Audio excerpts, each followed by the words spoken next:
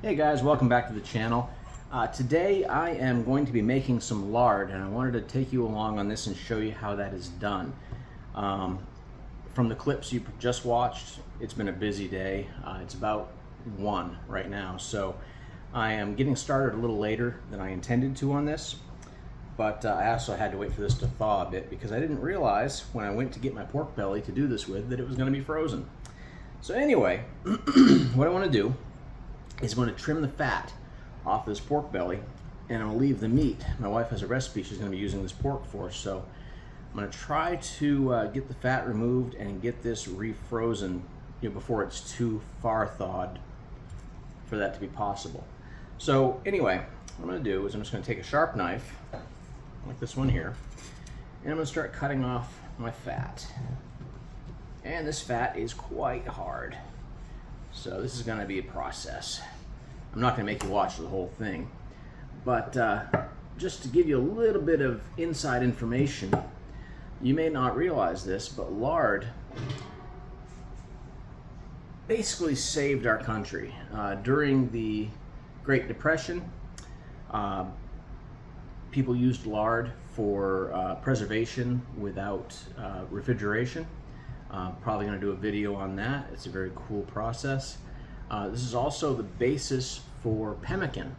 I mean, pemmican's been around for a long time. This is pre-depression stuff, and a little bit of pemmican goes a long way. It's like a superfood. It'll keep you going all day with just a little bit. A lot of calories, a lot of really good stuff for you. So with the way that the world is going these days, this is some skills that are good to have.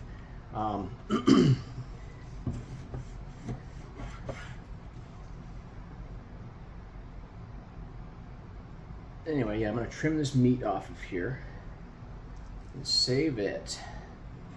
And we're going to get this fat into this pot here, and it's going to end up going on a burner outside. If you're going to do this, I would highly recommend doing your rendering outside.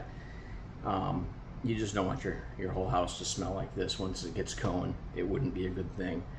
So anyway, I'm going to get this trimmed up, and I'll be back in a minute when we go out to the burner.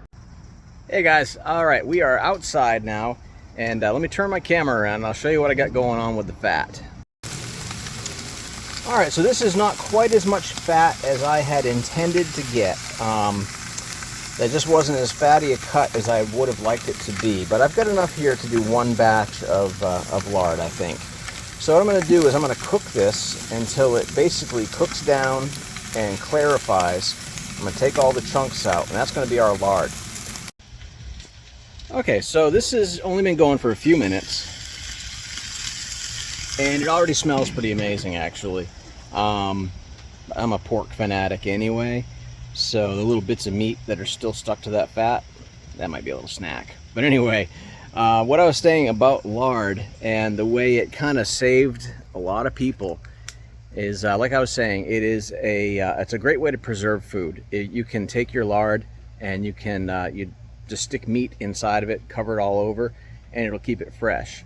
Pemmican is an amazing survival food, and you can make it with the lard, ground meat, and ground like dried fruit.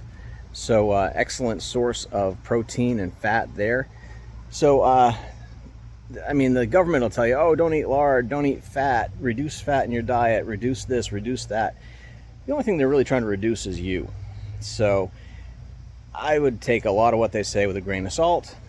Lard actually is not bad for you. It is actually very good for you.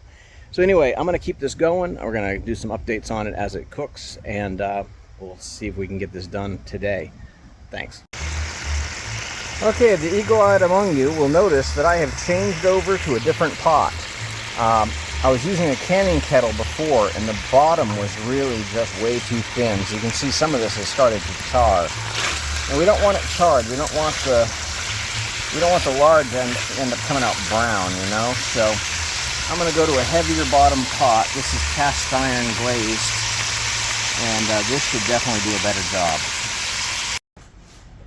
All right, so we are done with the rendering of our lard. I did not get a lot this time around because my meat was kind of on the lean side. I got as much fat out of it as I could. What we're left with, stuff like this. They call this the cracklins here in the South. And they're tasty. I'm not going to eat a whole lot of these, but my dogs will love them. I've been sharing some with the cats when I was outside doing this, and they were loving me. So anyway, I've got my my strainer here. I'm just going to kind of set my strainer on top of my jar. Like I said, this is a very small batch that I'm doing today. I will be doing a larger batch coming up. I just need to find a better source for fat because it's getting harder and harder to find a butcher that will give you fat. When I was at our local butcher shop today, I asked if I could even buy it, and he told me that it is actually illegal now for him to sell me fat, and they don't do the whole giving the fat away thing. So that kind of concerns me a little bit, because why would that be illegal? It's just a product. But this did get a little darker than I would like. As I was showing you earlier, it did char a little bit in the first pan because it had a thin bottom on it. This is still okay. It's not going to be pure white, but it's usable. I will be doing more batches in the future.